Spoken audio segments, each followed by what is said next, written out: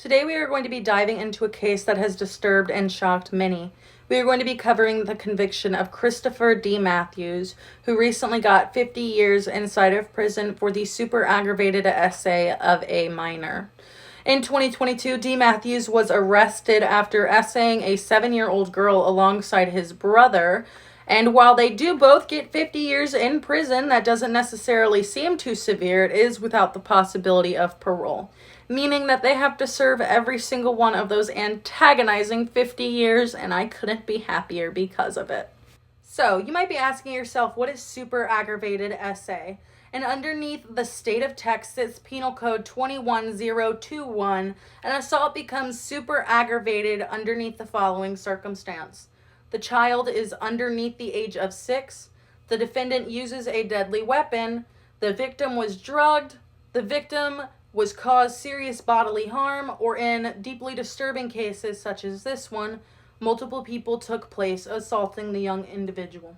The details of this crime is truly chilling.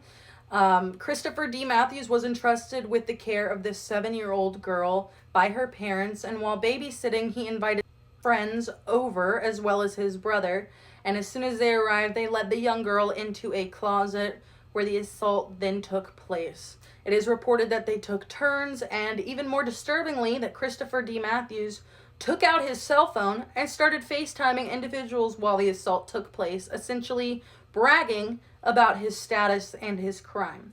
Honestly, if I could, I would spit on this man, because that's what he deserves. As of today, Christopher D. Matthews' TikTok account is still up. It has not been active, however, it has not been banned either, which begs the question, why would a platform such as TikTok allow a man on there who has committed such an egregious act against a child? Of course, we can't sit there and moderate everything, but it does raise some serious questions about TikTok's ability to moderate and take accountability when it comes to the online presence of convicted criminals, especially those who prey on children, which is why I'm so upset about this case today. This account needs to be taken down. I don't care if the man is in prison or not. It shouldn't be up. It shouldn't have any space on any sort of platform, which is why I wanted to make this a video so that you can go ahead and just report this account, because it's gross. This case highlights the ultimate betrayal of trust and a level of depravity that is so hard to comprehend.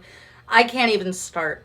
The swift and severe justice that was thankfully handed down by the courts is the testament of the gravity of this crime. Thankfully, this POS was sentenced to 50 years in prison, but the question still remains, why is Christopher D. Matthews still have a platform on TikTok? It's a question that demands an answer, and it's a conversation we need to keep having to ensure that our digital spaces are safe for everyone, especially our children. I understand that some of you might be upset that I went ahead and showed this man's social media, but I don't care. People like this shouldn't be allowed to have a platform, and if you took a look at the video that I showed you earlier, you will see that he was able to post on this account as soon as January 24th of this year, which, in case you don't know, he did sign away his right to a speedy trial, which essentially just means that the case can take anywhere between a year to 3 years. It all depends on how